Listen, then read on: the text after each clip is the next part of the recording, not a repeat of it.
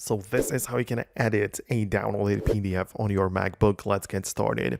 So at first, if you downloaded your PDF file, it is going to show up in your downloads folder, but naturally it can be moved somewhere else. So the first thing we got to do is to locate it within our Finder. So it might be somewhere on the desktop, or as I said, in the downloads, whatever. Just find it, locate it, and click on it to select it. Once it is selected, literally the easiest method to start editing it is to press on the spacebar on your keyboard to open up the preview.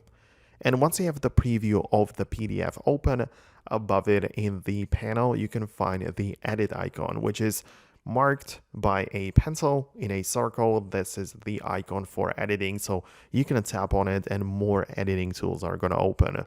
So you can then just draw on it and add some different colors, highlight the text.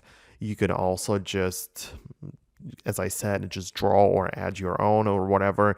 You can crop it. And once you're done, just click on done, and the PDF will then be updated with the changes that you have added. So this is like a very quick method on how you can change and edit that PDF.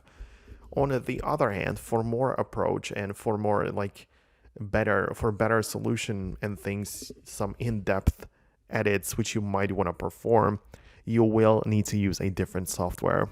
And there are more options, of course, plenty of PDF editors, but you will need one, right? So there is a PDF editor from Adobe called Adobe Acrobat. You can get that one. And using such app, you can import your PDFs inside of this app and essentially just perform all of the edits which you wanted and just use that app, which has so many different tools built in and so many different features and functions. It even works like a gallery for your PDF files, right? So it really is like a very comprehensive approach.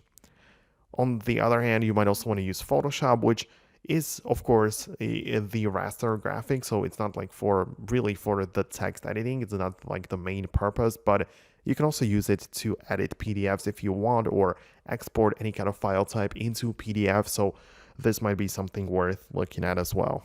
So that's it from me. Honestly, I hope that I could help you with this problem. Hit the thumbs up if I did, or let me know below in the comments what's really going on, so perhaps I might make an updated video about it. Thanks a lot, and I'll see you in the next video.